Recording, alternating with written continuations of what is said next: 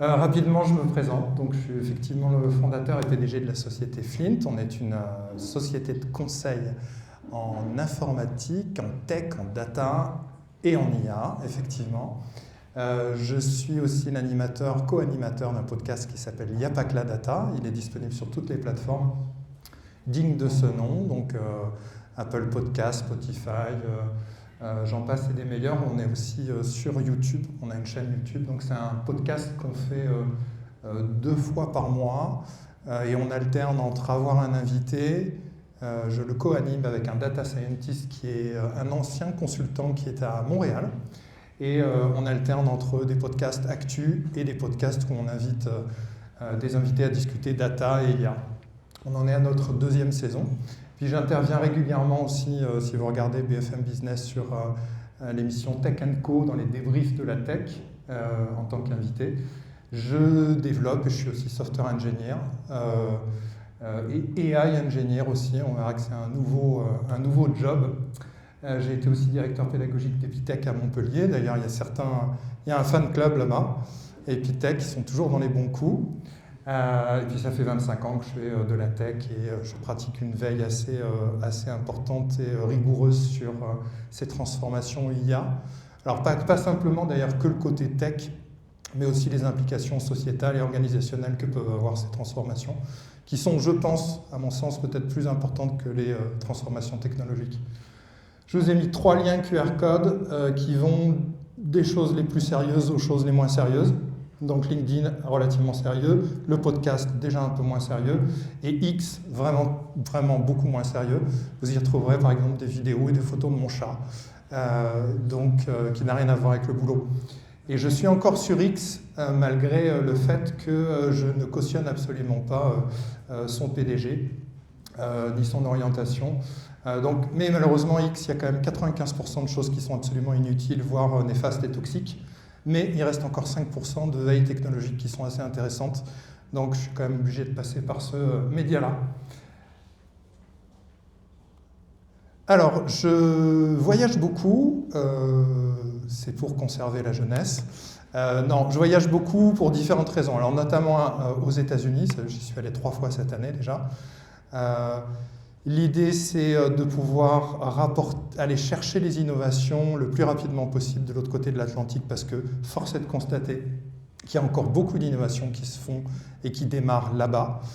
Et j'essaye de les rapporter le plus vite possible à nos clients, à nos partenaires, et puis à l'écosystème qu'on essaye d'animer avec Flint et avec les écosystèmes, on en voit pas mal, de participants à nos meet-up, de conférences et d'événements, avec les gens qui veulent faire bouger les choses, parce que si je reviens, c'est qu'il y a quand même des choses à faire en France, sinon je resterai là-bas, et que j'y crois aussi.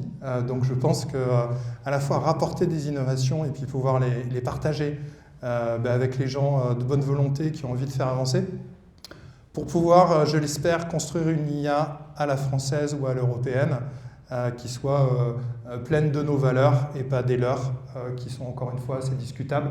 Donc j'ai participé à différentes conférences l'année dernière et cette année. Une sur laquelle je suis assez fan, qui s'appelle AI Engineering World Fair, qui a lieu en juin. J'ai assisté aussi à une conférence en février à New York sur les agents IA. Et puis j'en ai profité de mes virées dans la Silicon Valley pour pouvoir rencontrer des entreprises en plein essor, et des petites entreprises, des PME comme Netflix, LinkedIn, j'en passe et des meilleurs. Voilà. Les enseignements, alors je vais vous faire un petit peu une rétrospective des enseignements que j'ai pu tirer d'aller là-bas depuis 2 ans finalement. C'est qu'il y a une traction absolument gigantesque que moi j'avais jamais vue, ça fait 25 ans, donc j'ai aussi connu le début du web. Moi, je pense que la révolution IA est un tsunami qui est au moins aussi gros que l'arrivée d'Internet. C'est pas compliqué, on sort de l'aéroport de San Francisco.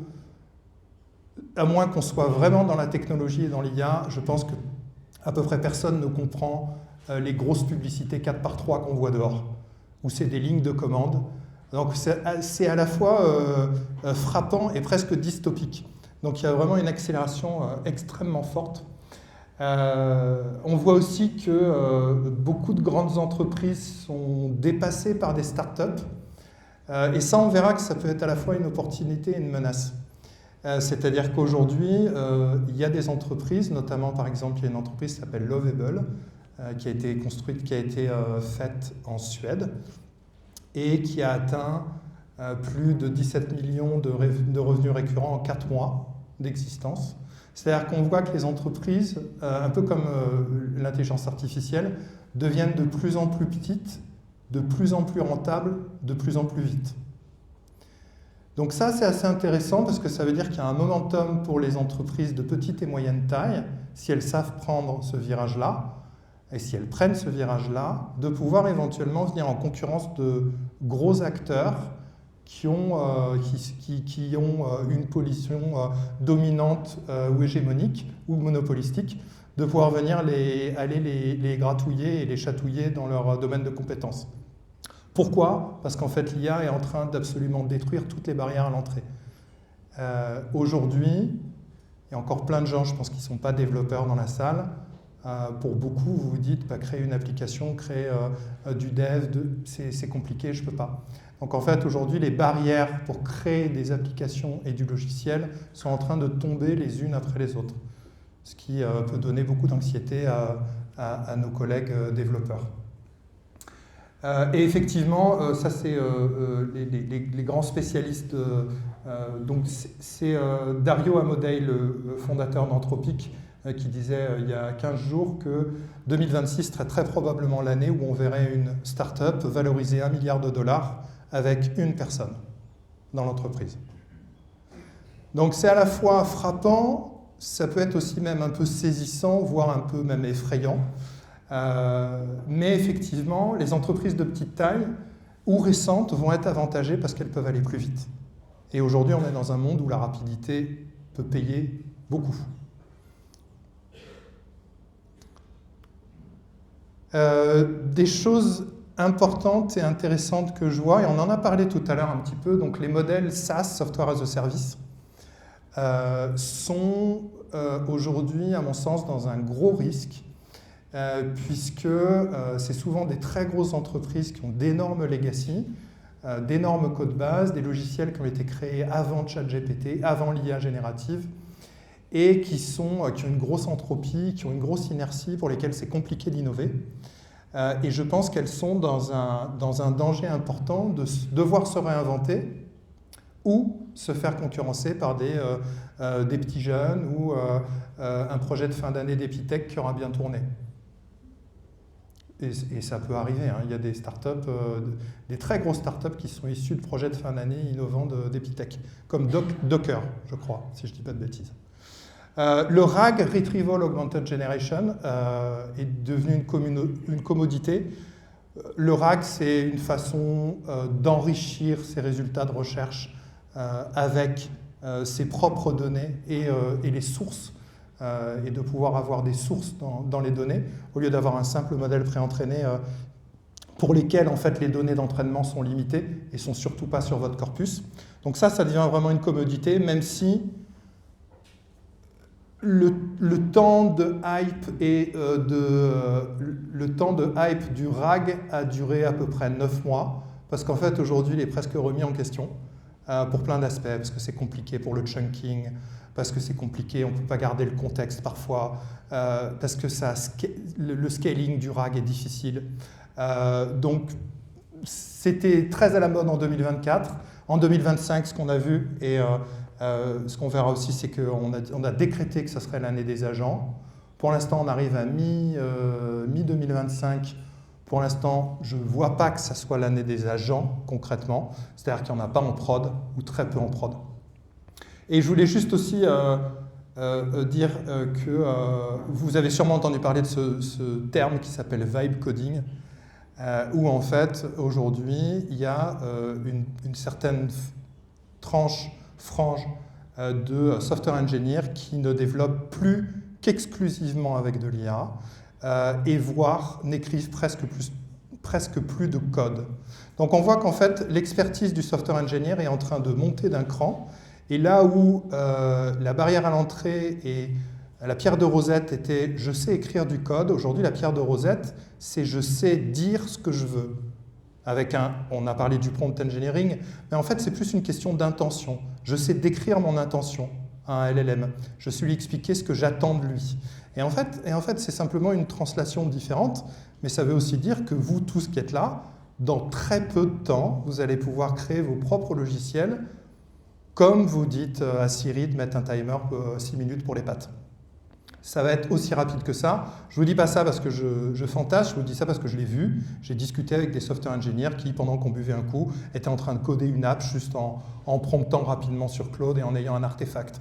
Certes, c'est juste des proof of concept ou des MVP, mais ça n'en demeure pas moins des choses qui répondent à un besoin, en fait. Donc les barrières à l'entrée, c'est ce que je veux dire, elles tombent, mais elles s'effondrent à une vitesse qu'on n'a encore jamais vue. Les tendances, vous avez peut-être entendu parler d'un protocole qui s'appelle MCP, Model Context Protocol. Grosso modo, le MCP, si je voulais vous l'expliquer en des termes relativement simples, c'est un peu le protocole USB pour les LLM. C'est-à-dire qu'en fait, les grands modèles de langage étaient un petit peu vierges, un peu tout nus. On a décidé de créer un protocole qui permette en fait de venir augmenter les LLM grâce à ce qu'on appelle du tool calling et grâce à la possibilité en fait de pouvoir le connecter à des outils extérieurs.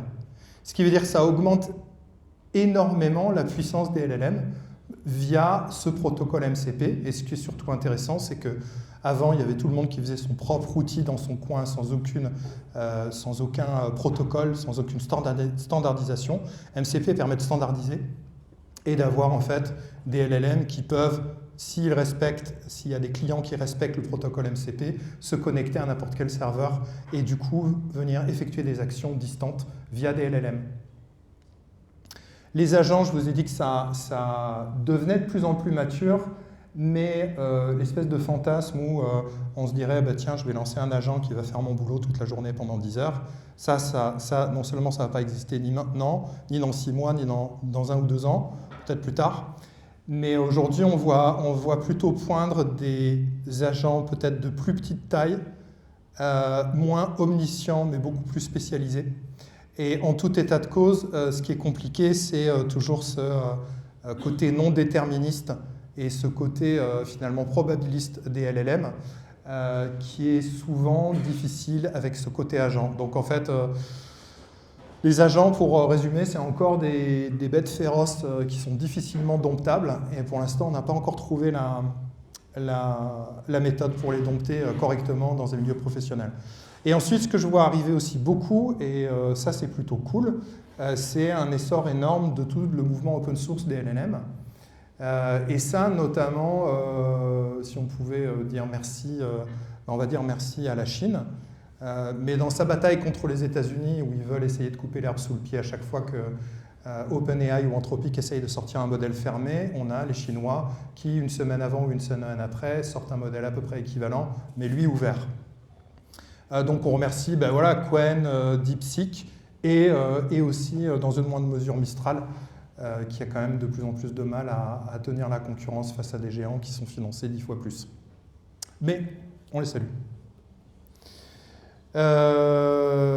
Les agents, alors je voulais vous faire une petite définition des agents que je trouvais pas mal. Donc un agent, c'est une application où il y a un modèle équipé d'instructions qui va guider le comportement et l'accès à un ensemble d'outils pour étendre ses capacités. Donc d'ailleurs, on voit bien que agent et MCP, le protocole Model Context Protocol, vont bien ensemble. C'est logique, ils sortent à peu près au même moment. C'est une causalité assez claire. Et donc l'émergence de MCP va de pair avec l'émergence des agents. Donc là, c'est une définition un petit peu plus... je vais avancer un petit peu plus. Ça, c'est une définition un peu plus... de toute façon, vous aurez toutes ces slides après et j'ai un QR code avec tout un tas de ressources que vous pourrez prendre, avec des vidéos, des newsletters, des livres. Vous en avez à peu près pour 200 ans de lecture.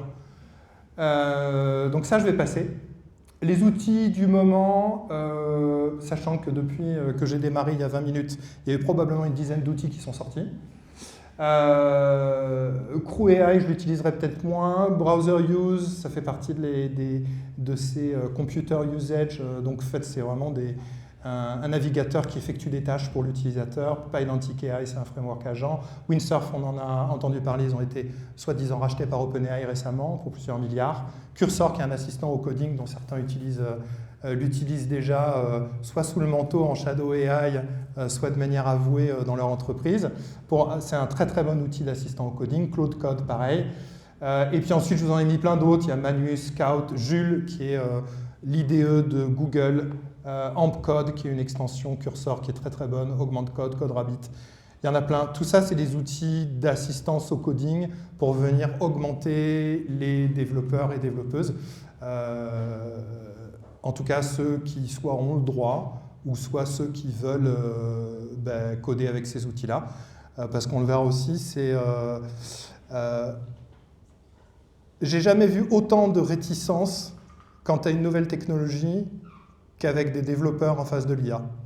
C'est-à-dire qu'aujourd'hui, en fait, je pense que si après, ça serait quoi? Ça serait Mélenchon avec le Rassemblement national, ce serait peut-être ça, le même rejet en fait, mais il y a vraiment un déni et un rejet exceptionnel des software engineers, des développeurs, des gens dans la tech, qui est légitime, qui est réel, et pour laquelle je ne veux surtout pas porter de jugement sur ça.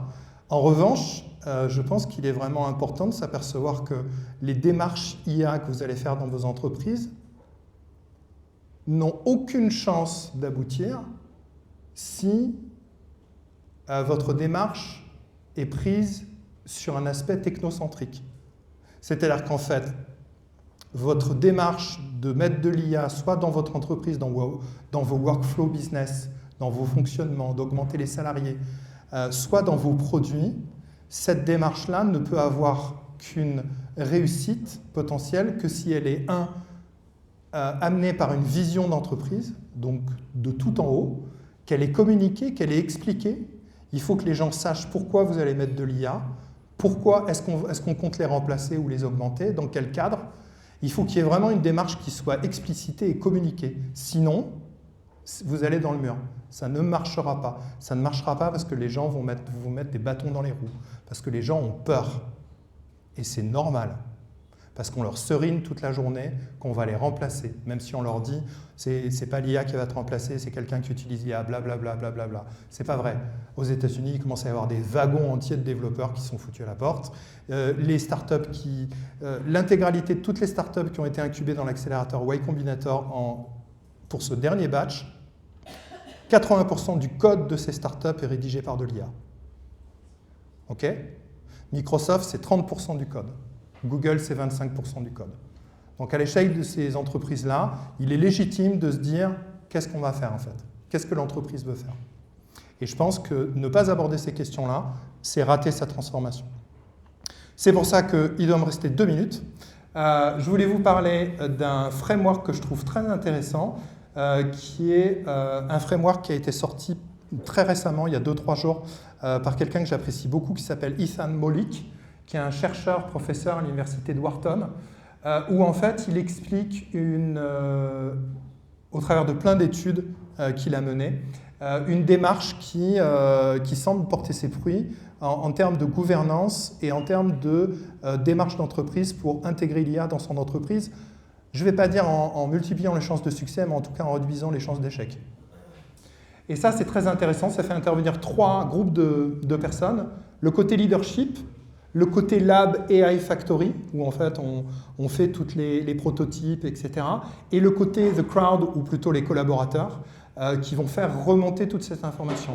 Et je pense qu'en fait, une démarche IA doit être une démarche de co-construction, expliquée, communiquée, portée et dirigée par les directions d'entreprise, ce qui veut dire aussi qu'il faut qu'elle soit acculturée et qu'elle comprenne à minima l'IA, parce que sinon, c'est pareil, vous allez nulle part. S'ils pensent qu'en fait, mettre de l'IA, il y a des entreprises qui m'ont dit, bah, tiens, on a acheté 150 licences ChatGPT, je suis étonné qu'il n'y ait que 50% des gens, au bout de 6 mois, qui l'utilisent. Parce qu'en fait, ça ne marche pas. Ça ne marche pas, ça. Il faut expliquer aux gens, il faut leur dire, il faut les former, il faut les accompagner là-dedans. Et s'il n'y a pas de démarche sous-jacente et de gouvernance, vous allez dans le mur. Donc ça, c'est important parce que vous êtes des petites entreprises pour la plupart d'entre vous. Donc vous avez la possibilité... Ce que je veux dire, c'est qu'il faut un changement organisationnel aussi. Cette technologie et cette révolution est si énorme qu'elle implique un changement et de revoir son propre organisation, peut-être même organisation de travail. Peut-être même qu'il faut libérer les silos des jobs, etc. J'ai déjà trop dit, je suis désolé, il y a un gros stop et un jeune qui a l'air très très agressif ici. Donc je vais être obligé d'arrêter. Ce QR code magique peut vous permettre de gagner une place pour le prochain MedTech IA en 2026. Non, c'est pas vrai, c'est juste plein de ressources intéressantes sur tout ce que j'ai dit et plus. Et je vous remercie de votre écoute.